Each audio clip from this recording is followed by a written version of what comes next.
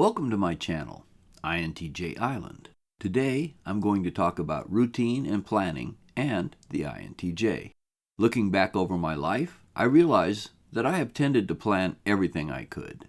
Wherever possible, I set up routines for things that tended to happen repeatedly. Every morning, I did the same things. On work days, my alarm went off, and I got up and did pretty much the same things day after day, getting ready to leave. On days off, I still had a basic routine to get the day started. And now that I am pretty much retired, it is the same thing. I wake up, take my meds, have breakfast, and so on, and end up at my computer to do what I need to get done.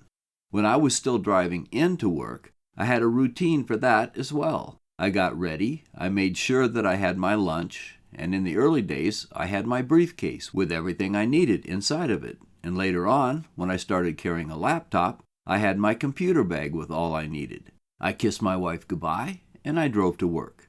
There were some variations, of course. When we had snow, I had to get out early to clear the snow off, and occasionally put on tire chains when it was really bad. The last few years of commuting, I was driving from Vancouver, Washington, to the west side of Portland. That cut across the worst part of Portland traffic. I-84 could be stop and go all the way if I got there at the wrong time of day. So I planned out a routine that had me hit the freeways early in the morning, and I beat the rush hour. However, it caused me to arrive early for work every morning. If I had something important going on, it gave me time to get started right away. I even had a routine for parking. I picked my parking spot according to the time of year. In the summer, the car would be brutally hot at 5 p.m. when I came out, so I parked where one of the trees at the edge of the lot would be casting a shadow on my car when it was time to leave. It was a bit of a walk getting into the building, but it was worth it. I had a thermometer in my car one time, and the interior got so hot that it separated the fluid in the thermometer, and it never worked right again after that. Grabbing that shade was critical to my comfort when I headed for home. Since I always arrived early to work, I set up a walking program where I knocked out a few miles before getting into the job. Again, it was all planned out, and I had a number of measured paths to walk where I could go 1 mile, 2 miles, 3 miles, or 4 miles, with different routes for each one, and I would walk as far as I had time to walk. Part of my routine was set by the days, because on Monday mornings, the traffic was the worst, and I arrived a bit later than I did on the following days. And I would, therefore, walk a shorter distance. On Fridays, the roads felt empty, and I had time for a 4-mile walk nearly every week. In Portland, there were a lot of rainy days, especially in the winter, so I had rain gear to wear for my walks. I didn't let the weather interrupt my routine. Once my walk was done, I grabbed all the stuff I needed to go inside and get started on my job. When I got inside and checked in with security, I headed to my desk and set up my home base. I ran down my customer contact and found out the status of all the machines I was responsible for. If they were all running, I grabbed a cup of coffee and went back to my desk and worked on my computer. I nearly always had a running list of things to get done, and so I created a little notebook from typing or printing paper. I took a stack of sheets, folded them over in the middle, and pushed 4 small holes through them at the fold, and shoved staples into the holes and bent them over, creating a binding. I then used one of the pages to write down my to-do list for the day with a date to mark the starting point. I listed the items in descending order of importance and then checked off each item as I finished it. Things that were not finished, I brought over to the next day. This helped to ensure that I got the most important things done first before moving to the less important stuff. It is easy to find your time gone after you completed a lot of easy stuff that didn't matter much. Having a prioritized list stopped that from happening. If one or more of the machines had a problem, I headed into the clean room after suiting up in my bunny suit and set to work on fixing the problem. And of course, I had a routine for that as well. I always started off by analyzing the problem. It is very easy to get sidetracked by one symptom if you don't back up and look for other symptoms as well. A gross example of this is you might find the control monitor is blank, completely dead. Naturally, before you start to troubleshoot the monitor, you must check to see if other parts of the machine are dead as well. Lights and fans and other indicators might be showing power is there, or they might not. This machine had a number of ways that it could kill you. It was loaded up with toxic material, including toxic gases. It generated over 100,000 volts, and that voltage was applied to a huge box that was big enough to walk into and do repairs. It generated a lot of X-rays. There were moving robots and very hot pumps, so they had emergency off buttons everywhere. If one of those buttons was pushed, the entire machine became a dead box. There were several power panels with circuit breakers that could trip as well. So naturally, before I looked into what appeared to be a power-related problem, I would check to see how much of the machine was dead, just the monitor or more. There were, of course, far more subtle problems that could occur, and so when I found one symptom, I always looked for more. I was fortunate in that I had been an instructor back at the factory in Massachusetts, and so I knew the machine very well. But even if I hadn't been in that position, I would read everything I could get my hands on about whatever equipment I would work on. I wanted to know all I could up front to make troubleshooting easier. Once I had the symptoms in hand, I set to analyzing what sort of failure could produce the symptoms I was seeing. Had I seen these symptoms before, or was this something new?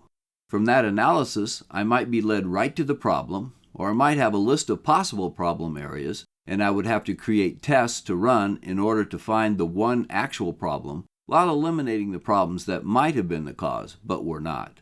I needed a system for troubleshooting, and a system for repair, and a system for testing out equipment that appeared to be working, but I wanted to verify that there were no hidden problems brewing.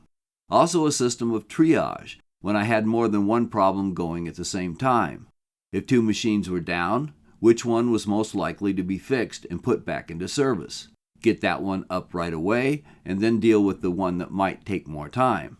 By using planning, system, and routine, the level of chaos you must face is diminished greatly, and the more time you can use to deal with what is important.